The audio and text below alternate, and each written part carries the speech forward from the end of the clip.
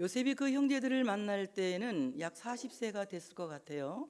왜냐하면 30세에 그가 바로를 만났고, 그리고 7년 동안 큰 풍년이 있었고, 흉년이 들고 가뭄이 들어서 가나안 땅에도 큰 가뭄이 들어서 양식을 구하러 올 때쯤 되면 적어도 부자가 망해도 3년을 먹을 수 있다고 하니 한 2, 3년 지나다가 오지 않았을까. 그러니까 한 40살쯤 돼가지고 가족들을 만나게 되는 겁니다. 그러니까 몇 년 됐어요? 지금 17살에 헤어져가지고 40살 됐으니까 몇 년 됐어요? 23년 됐습니다. 형제들은 여전히 그 모양 그대로 있지만 요셉의 모습은 달라졌기 때문에 요셉은 형들을 알아보았고 그 형들은 요셉을 알아보지 못한다고 말했습니다.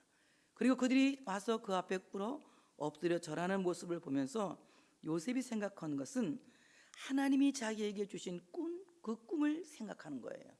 그러니까 우리가 늘 시험을 이기고 세상을 이기고 세상의 어떤 환난을 이길 수 있는 사람이 되는 것은 하나님이 내게 애초에 주신 그 꿈을 망각하지 않고 사는 것이다. 그 꿈을 기억하고 사는 것이다.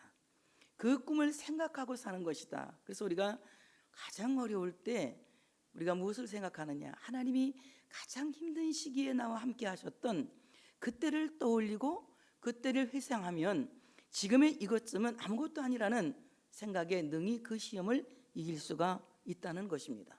저도 그래요. 굉장히 힘든 시기를 지났죠. 여러분도 알다시피 죽음의 터널을 지났습니다. 말로는 표현할 수 없는 고통의 터널을 지났어요. 힘이 들 때 그보다 더 큰 힘든 일이 있을까를 생각해요. 그리고 그때를 떠올립니다. 그때 내 모습이 어땠는지 찍어놓은 사진이 있거든요. 그걸 내가 딱 꺼내봅니다. 그때보다는 지금이 낫구나 이 생각이 들어가요. 그때를 이기게 하신 하나님은 오늘도 이기게 하시고, 그때 함께 계신 하나님은 지금도 함께 계시고, 그때의 능력이신 하나님은 지금도 능력이시고, 그때 위대하신 하나님은 지금도 위대하시고, 그때에 나를 도우시고 사랑하셨던 하나님은 지금도 나를 도우시고 사랑하신다는 이 사실을 신뢰하기 때문에 어떤 시험이 와도 정말 죽지 않는다. 심지어는 여기서 예수 안 믿는 정주영 씨도 그런 얘기를 했어요. 시련은 있어도 실패는 없다. 그런 얘기를 했는데 우리 예수 믿는 사람들 아닙니까?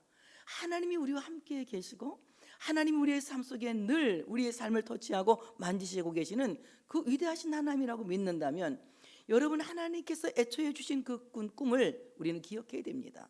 그럼 우리가 꿈을 어느 때 꿉니까? 평안할 때 꿉니까? 안전할 때 꿉니까? 가장 힘든 시기에, 정말 내가 말할 수 없는 공경에 처할 위기 당할 때에 꿈을 꿔요. 요셉도 팔려가기 전에 꿈을 꾸었고, 야곱도 아버지의 집을 나와서 외삼촌의 집에 갈 때에 루스에서 꿈을 꿉니다. 이와 같이 우리의 모든 꿈은 어려운 시기에 하나님께서 주시는 것인데, 하나님이 주신 꿈을 우리는 늘 생각하고 기억하는 사람이 되어져야 된다. 9절에 그렇게 말씀합니다. 요셉이 그들에 대하여 꾼 꿈을 생각하고, 이렇게 합니다. 그 꾼 꿈을 생각하였다. 생각한다. 히브리어로 자카르라고 하는 말입니다. 이 말은 무슨 말이냐? 주의를 기울여 묵상하고 회상하다. 하나님이 내게 주신 꿈은 여러 루트로 오지요. 하나님의 말씀을 들을 때 그 말씀이 꿈이 될 수 있고, 또 때로는 정말 하나님이 현몽하실 수도 있고, 또 때로는 그냥 내 마음에 어떤 꿈을 주셔서 기도하게 하실 수도 있고, 성령이 내 안에서 착한 일을 시작하실 수도 있는 거예요. 그래서 우리는 항상 하나님이 내게 주신 그 꿈을 주의를 기울여서 묵상하고 회상하는 사람이 되어져야 된다. 하나님이 주신 꿈은 잊혀지지가 않는 거예요. 어떤 상황 속에서도 그 꿈을 기억하게 되고, 그 꿈을 묵상하게 되고, 그 꿈을 회상하게 되는 것입니다. 그래서 우리가 이 꿈을 기억하고 이 꿈을 묵상하고 이 꿈을 회상한다는 것은 어떻게 행동하는 것이냐, 이런 행위를 가리켜서 다 같이 스스로를 권면하며 망각을 일깨우는 적극적이고 능동적인 행동이다, 이렇게 말할 수가 있는 거예요. 우리가 하나님이 주신 꿈을 묵상하고 그것을 회상하고 그것을 기억하는 것은 우리 스스로가 자기 자신을 권면하는 거예요. 너 하나님 주신 꿈이 있잖아. 하나님 내게 이런 꿈을 꾸게 하셨잖아. 하나님 너에게 이런 확신을 주셨잖아. 하나님이 이런 말씀을 통해 너에게 감동을 주셨잖아. 너 그때 그런 애 받았지? 스스로 자기 자신을 권면하는 거예요. 넌 망하지 않아. 하나님이 너에게 꿈을 주셨는데 하나님 널 버리실 리가 있겠어? 이렇게 스스로 자기 자신을 권면하는 겁니다. 그리고 잃어버렸던 하나님의 꿈을 자꾸 일깨우는 거예요. 자꾸 그 하나님 주신 꿈을 잃어버리는 것이 아니라 하나님이 내게 주신 꿈을 일깨우는 적극적인 행동이 바로 하나님이 주신 꿈을 묵상하고 회상하고 기억하는 것이다. 그러니까 요셉이 그 어려움을 잘 이겨낼 수 있었던 것은 하나님이 내게 주신 꿈은 절대로 방상이 아니야. 이것은 절대로 헛된 꿈이 아니야. 하나님이 주신 이 꿈은 반드시, 다 같이, 꿈은 이루어진다. 반드시 이루어질 꿈이야. 그리고 그 꿈을 묵상하고 그 꿈을 회상하면서 스스로 자기 자신을 권면하고 망각을 일깨워서 그 꿈을 향해서 적극적으로 나갈 수 있도록 행동하게 하는 것이 꿈을 기억하는 것이다. 그러면서 어떤 전략을 세우느냐, 이 형제들의 쿠세를 잘 알고 있잖아요. 쿠세라는 것은 그 사람이 갖고 있는 품성이나 기질을 잘 알고 있다는 거예요. 우리 충청도에서는 쿠세라고 그래요. 그 쿠세를 잘 알고 있잖아. 이런 스타일, 이 사람들의 스타일, 품성, 기질, 이런 것들을 요셉은 너무 잘 아는 거예요. 얼마나 악랄한 수법으로 동생을 웅덩이에 집어넣고 팔아넘겼는지 그들의 수법을 너무나 잘 알고 있어요. 그래서 오늘 요셉은 하나님이 주신 기회로 전략을 세웁니다. 어떤 전략을 세우느냐, 너희들은 정탐꾼이다. 정탐꾼이라고 몰아붙이기 전략을 세우는 거예요. 오늘 이 사람들은 사실 정탐하러 온 것이 아니라 양식을 구하러 온 것이 진실입니다. 그런데 그것을 잘 알고 있지만 오늘 너는 정탐꾼이다. 정탐꾼으로 몰아가기 전략을 세웁니다. 그것은 정탐꾼이 아니라는 것을 몰라서 그런 것이 아니라 정탐꾼이 아닌 것을 알았지만 그렇게 몰아가면서 그들을 한번 시험해 보는 것입니다. 정탐꾼이라고 하는 말은 군사 용어예요. 그냥 정탐을 하러 들어온 것이 아니라 정탐꾼은 틈을 엿보기 위해서 가만히 들어온 자를 가리켜서 정탐꾼이라고 하거든요. 어떻게 여기에 흠이 있는지, 어떤 틈이 있는지 그 틈을 엿보고 그 성을 공격하기 위해서 들어온 스파이, 이제 정탐꾼을 이렇게 말하고 있는 것입니다. 교회 안에도 마찬가지예요. 우리 자신에게도 마찬가지입니다. 내 내면에게도 정탐꾼이 들어올 수가 있는 거예요. 우리는 항상 깨어 있고 그 정탐꾼이 들어올 때 그것을 분별하고 그것을 쫓아낼 수 있는, 한 번에 참으로 쫓아낼 수 있는 지혜로운 자들이 되어져야 할 줄로 믿습니다. 갈라디아 교회에 정말로 거짓 형제들이 들어온 것 같아요. 그러니까 사도 바울이 갈라디아 교회에 말합니다. 이는 가만히 들어온 거짓 형제들 때문이라. 그들이 가만히 들어온 것은 그리스도 예수 안에서 우리가 가진 자유를 엿보고 우리를 종으로 삼고자 함이로되 그들에게 우리가 한시도 복종하지 아니하였으니 이는 복음의 진리가 항상 너희 가운데 있게 하려 함이라. 갈라디아 2장 4절 5절에 사도 바울이 한 말씀입니다. 하나님의 말씀이 이렇게 하고 있어요. 지금 너희에게 정탐꾼이 들어오는 것은 너희가 예수 그리스도의 복음을 통하여서 참된 자유를 얻었는데, 진리가 너희를 자유케 하였는데, 그래서 너희가 이제 자유를 참으로 이제 맛보고 자유한 종이 되었는데, 너희의 자유를 엿보고 너희를 종으로 삼기 위해서 거짓 형제 몇이 들어왔다. 그런 정탐꾼들이 들어왔다는 것을 말씀하고 있는 것입니다. 오늘 바로 이 요셉이 말하는 것은 당시 이 정탐꾼에 대해서는 굉장히 민감한 상황이고, 다른 나라에서 다른 민족이 왔을 때에, 이방 사람들이 들어왔을 때에 혹시 군사적인 목적을 가지고 온 스파이가 아닌가, 이것은 굉장히 민감하게 보는 상황이었어요. 그러니까 그런 상황을 잘 알고 있는 그들이었기 때문에 너희들이 우리의 자유를 엿보기 위해서, 이 땅의 평화를 빼앗아가기 위해서 지금 너희들이 틈을 엿보기 위해서 온 거 아니냐, 이렇게 몰아가기 전략을 세우는 거예요. 근데 그들이 뭐랍니까? 아닙니다. 우리는 곡식을 구하러 온 것입니다. 그래? 정말이야? 예, 정말입니다. 그러면 진실을 보여줘, 이럽니다. 너가 정말 양식을 구하러 왔으면 진실을 보여줘. 어떻게 진실을 보이느냐? 진실을 보여주는 것은 그들이 말합니다. 우리는 정탐꾼이 아니라 우리는 하나보직에서 12형제가 났는데 그 중에 하나는 없어졌고 쥐들이 팔아먹고 없어졌고, 하나는 막내는 지금 아버지와 함께 있고 우리 10만 왔습니다, 이렇게 말해요. 그래? 그러면 그 하나 남겨둔, 아버지에게 남겨둔 그 아우가 정말 살았는지, 그리고 그 아우가 진짜 있는지 그 아우 데리고 와봐. 그러면 너희들이 한 말을 진심으로 알게, 이렇게 말하는 겁니다. 그러니까 오늘 요셉은 여러 가지 생각을 갖고 있지요. 형제들을 만나면서 굉장히 그 어떤 마음에 기쁨도 있었을 것이고 반가움도 있었을 것이고, 한편 정말 그동안에 받은 상처가 또 떠오르게 됐었을 것이고 만감이 교차했을 거예요. 근데 가장 궁금한 것은 아버지가 살아계시는지, 그리고 동생, 자기 동생, 친동생 베냐민이 살아있는지, 이것이 굉장히 궁금한 거예요. 혹시 나처럼 형들이 그도 버리지 않았을까? 그리고 그도 실종되지 않았을까? 그래서 그 생존을 알고 싶은 것입니다. 그 막내 아우가 정말로 살아있는지, 살아있으면 그 막내 아우를 데리고 와서 너희들의 진실함을 증명하라고 말합니다.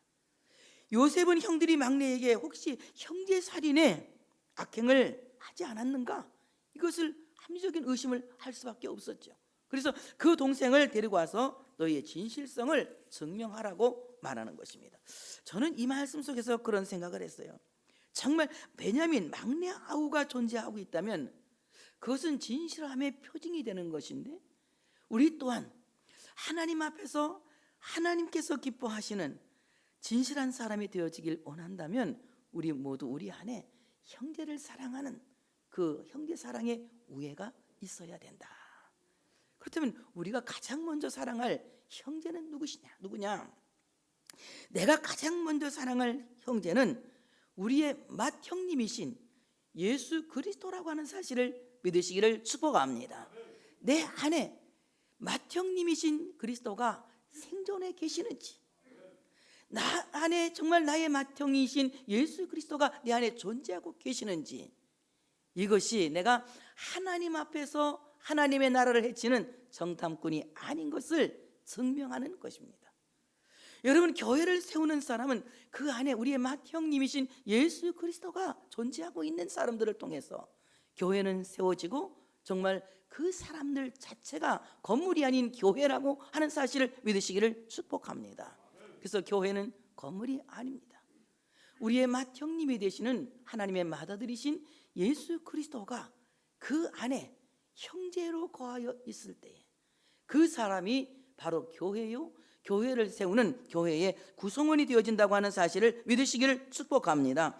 로마서 8장 29절에 말씀합니다. 하나님이 미리 하신 자들을 또한 그 아들의 형상을 본받게 하기 위하여 미리 정하셨으니 이는 그로 많은 형제 중에서 맏아들이 되게 하려 하심이니라.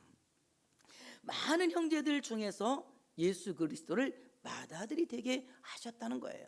그래서 우리는 예수 그리스도로 말미암아 그리스도 안에서 모두가 형제된 하나님의 권속이요 하나님의 자녀라고 하는 사실을 믿으시기를 축복합니다. 이제 예수님의 동생들이 와서 예수님을 찾을 때에 뭐라고 예수님 말씀하셨어요? 누가 내 형제며 누가 나의 어머니겠느냐? 나의 어머니는 하나님의 뜻대로 사는 자들이고 나의 형제 또한 하나님 아버지의 말씀대로 사는 사람들이 나의 형제요 나의 어머니라고 말하는 것을 볼 수가 있습니다. 이와 같이 우리는 예수 그리스도로 말미암아 하나님의 한 권속이 되었고 하나님의 자녀가 되어서 그리스도 안에서 모두가 한 피바다 한 몸 이룬 한 형제라고 하는 사실을 믿으시기를 축복합니다. 그렇다면 우리가 한 형제라는 것을 무엇으로 증명할 수 있어요? 내가 그리스도 안에서 한 형제가 되었다는 것은 바로 우리의 맏형님이신 예수 그리스도께서 우리 안에 생존해 계실 때에, 존재하실 때에 바로 여러분은 그리스도의 형제요 그리고 하나님의 자식이요 그 안에서 우리 모두가 형제가 되었다고 하는 사실을 믿으시기를 축복합니다. 이와 같이 우리 안에 예수님이 존재하지 않으신다면 우리는 그리스도의 형제가 아니에요. 그리고 우리 또한 우리 서로 형제라는 말을 쓸 수는 있지만 진짜 형제는 아니에요. 하나님의 형제는 인간의 혈연 관계로 이루어진 것이 아니라 그리스도 피로 말미암아 이루어진 하나님의 자식들로 구성되어진 형제와 자매라고 하는 사실을 믿으시기를 축복합니다. 그러므로 내 아우가, 내 형제, 내 아우, 막내 아우가 정말 생존해 있는지 증명해 봐라. 이 말씀은 내 안에 그리스도가 계신지 넌 증명해 봐라 이겁니다. 그렇다면 내 안에 그리스도가 계신 것을 어떻게 증명할 거예요, 여러분? 어떻게 증명할 거냔 말이에요. 정말 내 안에 주님이 계셔요. 어떻게 증명할 겁니까? 다 같이 신앙 고백으로 증명한다. 우리 아까 신앙 고백했죠? 나는 전능하신 하나님 앞에 우리 다 같이 고백했죠? 사도신경으로 신앙을 고백했어요. 바로 우리의 신앙 고백이 진정한 고백이 될 때, 진정한 신앙 고백이 되어질 때에 바로 여러분이 그리스도의 형제인 것이 증명되는 것이다. 사도신경을 부정한다면, 우리가 신앙 고백을 부정한다면 그리스도의 형제일 수가 없다. 이것은 이단들은 사도신경을 부정하죠. 그래서 우리가 정말 신앙 고백을 내 것으로 아멘하고 받아들이고 그것을 신앙으로 고백할 때에 우리는 하나님께서, 예수님께서 우리 안에 생존해 계시는 것을 증명해 보이는 것이다. 자, 내가 물어볼게요. 여러분 안에 주님이 계십니까? 살아 계십니까? 어떻게 증명하는데요? 나의 신앙 고백이 증명합니다 라고 말할 수 있어야 되겠죠. 베냐민, 네 아우가 존재하고 있다면 그것이 진실함이 될 것이다.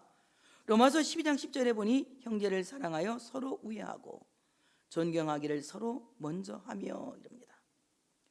형제를 사랑하는데, 형제를 사랑하여 서로 우애하고 존경하기를 어떻게 하느냐? 서로 먼저 하라.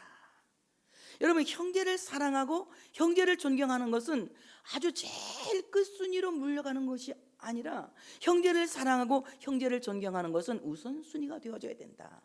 그러면 우리는 우리의 맏형님이신 예수님을 사랑하고 예수님을 존경하고 예수님과 우애하는 것이 우선순위가 되어져야 되고, 그리스도 안에서 그리스도의 피로 말미암아 한 형제요 한 자매에 대한 우리가 서로 사랑하고 존경하는 것은 우선순위가 되어져야 된다. 모든 것을 다 하고 난 뒤에 가장 나중에 해도 되고 말아도 되는 것이 아니라 형제 사랑하는 것이 우선순위가 되어질 때에 참으로 이 사람 속에는 형제를 사랑하는 마음이 있다는 것입니다. 베드로전서 1장 22절에 보니까 너희가 진리를 순종함으로 너희 영혼을 깨끗하게 하여 거짓 없이 형제 사랑하기에 이르렀으니 마음으로 뜨겁게 서로 사랑하며. 정말 우리가 예수 그리스도로 말미암아 우리 영혼이 깨끗해져서 하나님을 사랑하게 되었고, 그래서 거짓 없이 형제를 사랑하게 되었는데 어떻게 사랑하느냐? 사랑의 방법에 대해서 말하고 있습니다. 뜨겁게 사랑하라. 열정적으로 사랑하라. 미지근하게 소극적으로 사랑하지 말고 적극적으로 사랑하라 이 말입니다. 옆에 사람에게 징하게 사랑합니다 한번 해봐. 엄청 사랑합니다. 예, 그렇죠. 이렇게 뜨겁게 사랑. 근데 내가 볼 땐 뜨겁지도 않게 느껴져. 이렇게 뜨겁게 사랑해야 되는 겁니다. 이렇게 사랑할 때에 어떻게 사는 거, 어떻게 되느냐? 성경이 다 얘기해 주니까 나 성경으로 대답해 주는 거야. 요한일서 2장 1장 10절에 보니까 그의 형제를 사랑하는 자는 빛 가운데 거하여, 어둠 가운데 있지 않고 빛 가운데 거하여 자기 속에 꺼리낌이 없으니. 형제를 사랑하는 사람은 빛 가운데 있기 때문에 껄쩍지근한 것이 없다. 그러니까 어떻습니까? 얼굴과 얼굴을 대해보는 것이 자신만만한 거예요. 우리가 사랑하지 못하면 대할 때 어떻게 해요? 좀 껄쩍지근하게, 그러니까 서다보니까 좀 민망스럽잖아요. 근데 형제를 사랑하는 마음이 있으면 꺼리낌이 없기 때문에 쳐다보는 것도 당당하고 만나는 것도 당당하고 악수도 당당한 거예요. 되게 어떤 사람들은 싫어하는 사람하고 악수할 때 손을 빼면서 나도 몇 번 그런 이 거부 악수를 노하는 악수를 내가 몇 번 받아본 적이 있거든. 어떤 분에게 내가 반가워서 인사를 했더니 악수를 했더니 악수는 손은 잡긴 잡았는데 자꾸 애기가 엄마 등 밀어내듯이 손을 빼더라고. 그래서 이 사람이 나 싫어하나 보다. 근데 그때 알았어요. 이거 하는 거 보고. 정말 우리가 사랑하는 마음이 있으면 손도 꽉 잡고 그래서 서로 보면서 꺼리낌이 없는 거죠. 바로 이거겠지. 우리가 형제의 꺼리낌이 없다면, 예수님을 사랑하는 마음에 꺼리낌이 없다면, 그리고 우리 예수 그리스도 안에서 한 형제 된 사람들을 사랑하는데 꺼리낌이 없다면 이 사람은 빛 가운데 사는 사람이고, 바로 이 사람은 하나님 앞에서 진실함을 증명할 수 있는 사람이다 라고 말하는 것입니다. 이렇게 말하면서 이제 너희들을 다 정탐꾼으로 알고 증명해 보이지 않으니까 가두겠다, 몽땅 다 가두는 거예요. 그래서 10명이 전부 감옥에 갇힙니다. 감옥이라 해야 먼저 잣대 감옥이죠. 요셉이 딱 갖다 가둬놓는 겁니다. 뭐 요셉이 설마 형들을 죽이겠어요? 절대 죽이지는 않죠. 가둬놓고 좀 반성할 수 있는 기회를 주는 거죠. 3일 동안 가둬놓습니다. 그들이 3일 동안을 가둬놓는데 저는 이걸 보면서 무슨 생각했느냐, 아, 심은 대로 거두는구나. 오늘 그 형들도 요셉을 웅덩이에 가뒀잖아요. 그렇죠? 웅덩이에 가뒀잖아요. 웅덩이에 가두고 그리고 그는 어떻게 돼요? 상인에게, 미디안 상인에게 팔아버렸잖아요. 그리고 죄 없는 요셉이 보디발의 처해 그 악한 행동 때문에 어딜 가요? 또 감옥에 갇혔잖아요. 이게 그가 굉장히 옥에 갇혀서 많은 고통을 겪고 있는데 하나님께서는 그 형들도 역시 감옥에 가두면서 심은 대로 거두게 하는, 이제 하나님께서 보응하시는 보응의 원칙에 따라서 보응하신다. 이 말씀 생각하면서 우리가 보응받는 거 조금 이상하게 생각할 필요 없다. 내가 뿌린 씨를 거두고 있는 것이다 생각하고 오히려 반성하고 거기서 회개하고 하나님 앞에서 나의 잘못됨을 회개해야 돼요. 요셉의 형제들은 뭐 착해서가 아니라 깨달아서 그래도 살만한 겁니다. 깨달을 수 있는 사람들이기 때문에 희망이 있는 거예요. 만약에 이것도 깨닫지 못했다면 그 사람들은 정말 희망이 없는 것인데 오늘 그들이 갇혀서 뭐라고 생각합니까? 야, 이제 큰일 났다. 이렇게 갇힌 거 보니까 우리가 그동안 행한 대로 보응을 받는가 보다, 이런 생각을 하는 겁니다. 사흘 만에 요셉이 그들을 다시 불러내죠. 그리고 뭐라고 말합니까? 나는 하나님을 경외하는 사람이야. 이 말 들으니까 어떻습니까? 요셉의 형제들이 안도의 한심이 쉬어지잖아요. 하나님을 경외한다는 말을 들으니까 얼마나 그 말이 친숙한 말입니까? 여러분, 미국 그냥 뉴욕에 있다고 쳐. 여러분이 뉴욕 한복판에 가서 서 있다고 쳐. 그런데 뉴욕에서 어떤 사람이 나 한국 사람이야, 반가워요 안 반가워요? 반가워요. 그중에 나 예수 믿는 사람이야, 더 반갑죠. 근데 오늘 애굽에서 요셉이 나는 하나님을 경외하는 사람이야, 내가 이래봐도 하나님을 무서워하고 하나님을 좋아하기 때문에 나는 모든 일을 하나님의 뜻대로 하는 사람이야, 이것을 형들에게 암시하고 있는 겁니다. 너희가 정말 확실한 자들이면 너희 중 한 사람만 옥에 갇히고 너희는 곡식을 가져가서 너희 집안의 굶주림을 구하고 너희 막내 아우를 내게로 데려오라. 그러면 너희 말이 진실되고 너희가 죽지 아니하리라 하니 그들이 그대로 하니라. 이렇게 말씀하고 있습니다. 오늘 난 하나님을 믿는 사람이야. 이제는 10명을 다 가두는 것이 아니라 너희 중에 한 명만 가둘게.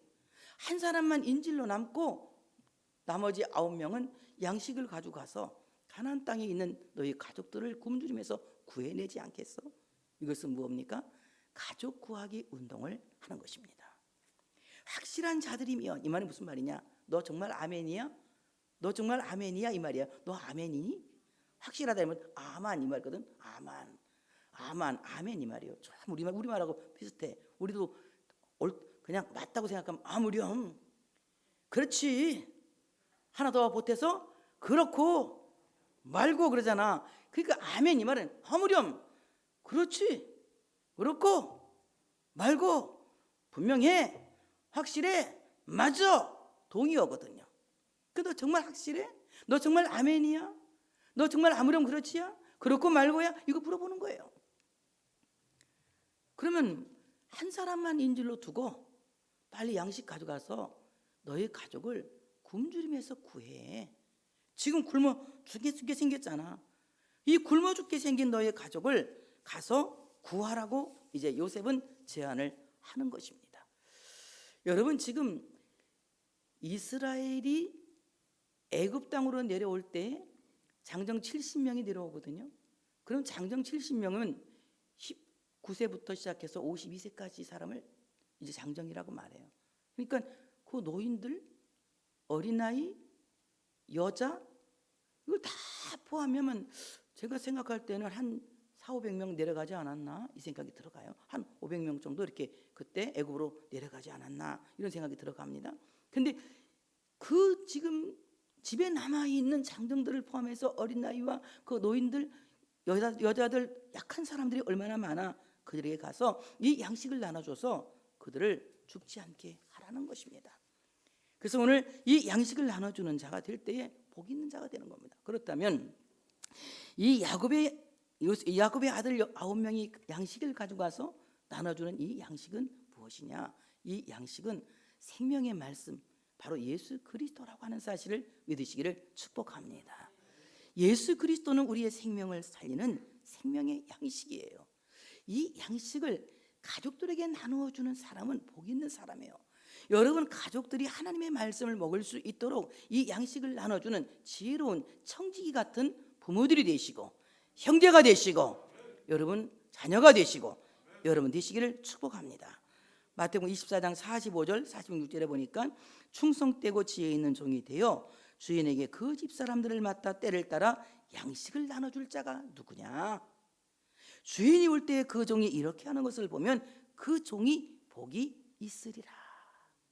때를 따라 양식을 나눠주는 자, 집 사람들에게 때를 따라 양식을 나눠주는 자, 이 사람 복 있는 사람이다. 주인이 올 때에 그 사람을 복 있는 사람으로 할 것이다. 여러분 예수 그리스도 그 신령한 하나님의 양식, 하늘의 양식을 가족들에게 나눠주는 부모는 주님이 오시는 날 칭찬이 있을 줄로 믿습니다. 그 신령한 양식을 형제들에게 나누어주고, 여러분 가족에게 나누어주고, 이웃에게 나누어주는 사람은 주님이 오실 때에 분명히 칭찬이 있을 것이고 복이 있게 될 줄로 믿습니다. 그래서 우리는 이 양식을 나누는 자가 되어야 돼요. 이 양식을 나누어서 그 양식을 통하여서 생존하게 살게 하는 사람들이 많아져야 된다는 것입니다. 그래서 오늘 참으로 내가 아무리 믿음이 있다고 해도 굶주린 형제를 지나치는 것은 그건 죽은 믿음이라고 야고보서에 말씀하고 있어요.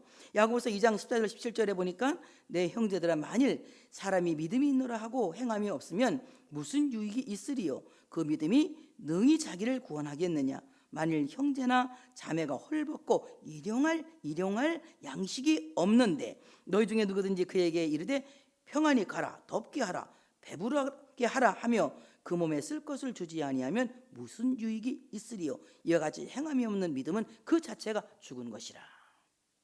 하나님의 말씀을 먹지 못하여, 하나님의 양식을 먹지 못하여 죽어가고 있는 가족이 있는데, 자식이 있는데, 부모가 있는데, 형제가 있는데, 너 배불리게 먹어라, 너 따뜻하게 입어라 말로만 그러는 것은 죽은 거라는 얘기예요.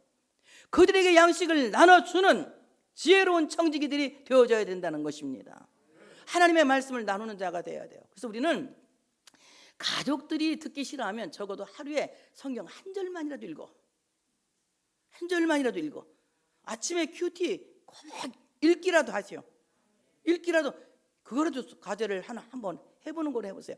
늘 하나님의 말씀을 읽는 것을 생활화하시고 습관화하셔야 돼요. 이것이 신령한 양식을 나눠주는 부모요, 형제예요, 그리고 이웃이라고 하는 사실을 믿으시기를 축복합니다. 그들이 양식을 가져가서 이제 몇 명을 살립니까? 아까 얘기한 대로 장정 70명, 그리고 그 많은 노약자와 어르신들을 그 양식을 통해서 여기서 뭐하게 합니까? 살리죠. 살리고, 그리고 이 환난을 피해서 살아남기 위해서 어디로 갑니까? 애굽으로 가는 거예요. 애굽으로. 그때는 어떻게 갑니까? 다 같이 야곱의 자식들로, 이스라엘의 자손들로, 이스라엘 자손, 야곱의 아들들, 야곱의 자식이라고 하는, 야곱의 가족이라고 하는 이름으로 애굽에 내려가는 겁니다. 400년을 살아요. 모세가 이스라엘 백성들을 이끌고 나올 때 어떻게 나오느냐? 다 같이 60만 대군, 60만 대군이 돼 갖고 나오는 거예요. 갈 때에는 70인의 가족이 갔는데 나올 때는 몇 대군? 60만 대군으로, 큰 군대로 성장해서 나오게 되는 겁니다. 그들이 400년 동안 거기서 뭐 했습니까? 양식을 먹고 살아남았어요. 많은 고통을 겪습니다. 많은 어려움을 겪습니다. 말로는 다 할 수 없는 괴로움과 역경을 겪습니다. 바로의 박해를 견딥니다. 그리고 자식들을 낳으면 나일강에 던져서 죽게 하는 것이 비일비재했습니다. 그런 어려움을 겪고 살면서도 남아있는 자 60만 대군이 모세와 함께 홍해를 건너서 가나안 땅에 들어가게 되는 것입니다. 여러분, 그렇다면 그 60만 대군이 거기서 400년 동안 칼 들고 싸우는 거 배웠습니까? 아니면 그들이 포수능 법을 배웠습니까? 그들은 배운 것은 아무것도 없고 고센 땅에서 여전히 양치기로 살았어요. 그들이 올 때에 갖고 나온 것은 지팡이밖에 없었습니다. 지팡이밖에 없었지만 그들은 하나님이 친히 앞서 싸우시고 하늘의 군대가 이미 앞서 싸우셨기 때문에 그들은 하나님 때문에, 천군 때문에 60만 대군이라는 이름을 갖게 된 거예요. 우리가 세상과 싸워서 이길 수 있는 대군이 되는 것은, 그것은 내가 용맹스러워 되는 것이 아니라, 내가 용기가 있어 되는 것이 아니라, 내가 능력이 있어 되는 것이 아니라 하나님의 군대가, 아멘, 크게 할 준비하시고, 나와 함께 계시기 때문에, 하나님의 군대가 나와 함께 계시기 때문에 내가 하늘의 대군이라고 하는 이름을 갖게 되는 거예요. 하늘의 대군이 되어질 때 홍해는 문제 없습니다. 하늘이 대군이 되어질 때에 광야는 문제 없습니다. 하늘이 대군이 될 때에 가나안 족속은 문제 없습니다. 왜냐하면 하나님이 앞서 싸워서 이기게 하시기 때문에 그렇습니다. 여러분, 우리가 하나님의 말씀으로 생존해 있어야 돼요. 지금은 내가 하나님의 가족으로서 하나님의 말씀을 통하여 생존해 있습니다. 여러분, 이 말씀을 통하여 여러분이 살아서 하나님과 함께 삶을 견디면, 역경을 견디면, 슬픔을 견디면, 고통을 견디면 여러분은 하나님의 가족이 하나님의 군대가 될 줄로 믿습니다.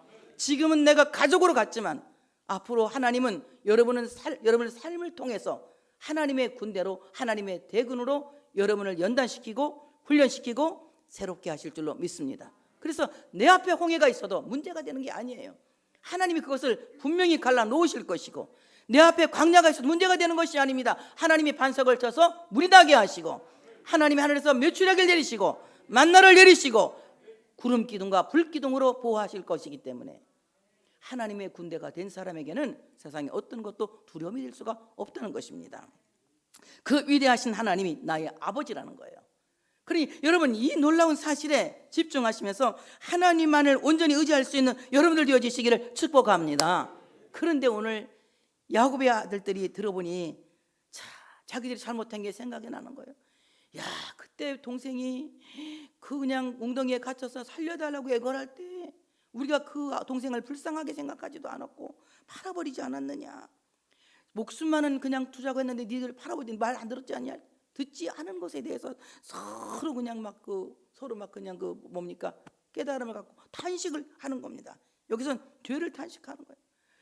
얼마나 그 동생이 애걸복걸하고 심하게 통곡하면서 살려달라고 하지 않았느냐. 근데 우리가 그 형제를 불쌍히 여기지 않았다. 그러니 오늘 우리가 이와 같이 긍휼이 없는 심판을 받게 되는 것이다. 여러분, 형제를 불쌍히 여기는 마음을 가지셔야 돼요. 그럴 때 하나님이 나를 불쌍히 보시는 거예요.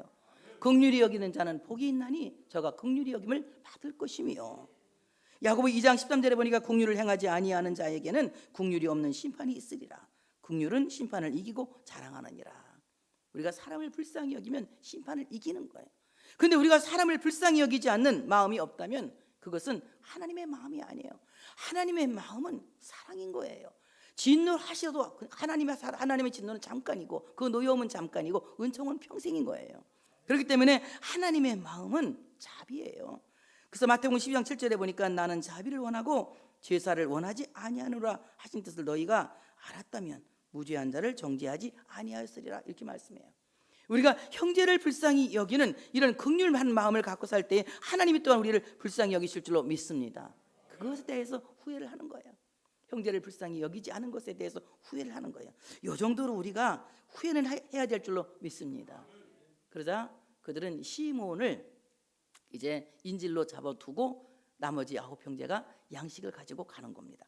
참 놀랐어요. 제가 이 말씀을 가만히 연구해 보면서 놀란 게 뭐냐 하면, 야곱의 10아들이 루벤의 말을 뭐 했어요? 듣지 않고, 또 요셉이 통곡하면서 애걸할 때도 그 말을 듣지 않았어요. 듣지 않는 죄를 범한 거거든요. 듣지 않는 죄는 뭡니까? 불순종의 죄란 말이에요. 듣지 않는 죄, 아주 무서운 죄거든요. 듣지 않는 죄를 범했어요. 그런데 시므온을 잡아서 인질로 두거든요. 시므온은 이름의 뜻이 뭐냐? 듣다예요. 듣다. 듣는다 이 말입니다. 듣다. 자 보세요. 듣지 않았는데 누구를 갖다 가둬요? 듣다를 갖다 가두는 거예요. 시몬이라고 하는 듣다를 갖다 가두는 것입니다. 참 너무나 놀랍습니다. 요셉의 마음의 괴로움을 보고도 듣지 않았는데 그 아이에 대해서 죄를 짓지 말라고 한 루벤의 말도 듣지 않았는데 야곱의 아들들의 그 피 흘린 핏값을 하나님은 듣다를 가두심으로 치르게 하시는 거예요.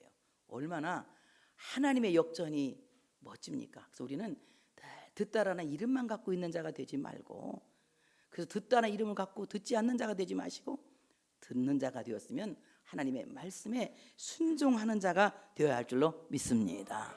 이와 같이 시몬은 인질로 잡히고 그 형제들에게 이제 가서 그 굶주린 가족을 구하라고 보냅니다.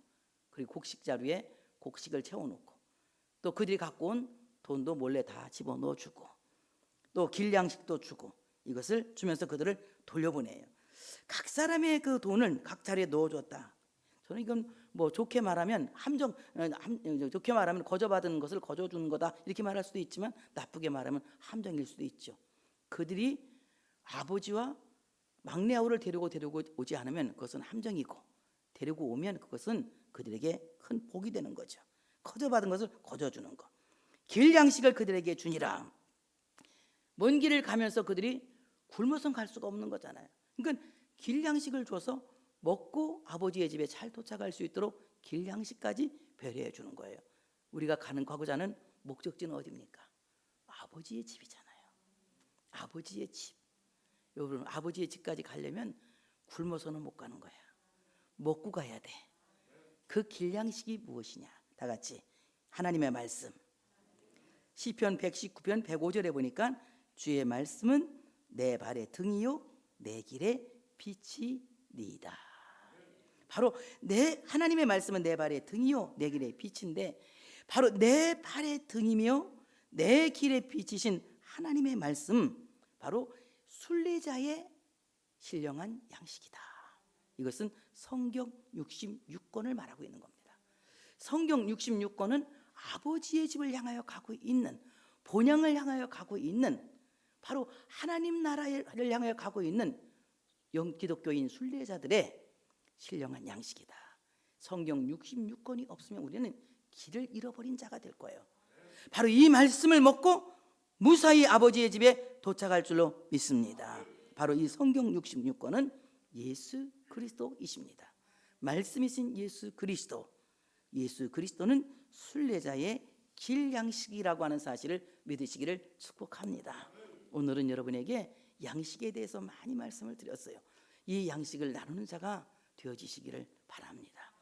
굶주림에 처해 있는 여러분의 가족과 이웃과 그리고 알지 못하는 사람들에게까지 이 양식을 나누어 줄 수 있는 선포자가 되어지시기를 바랍니다.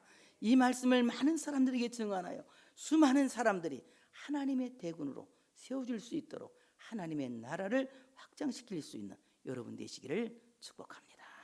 하나님께 영광의 박수 올려드리겠습니다.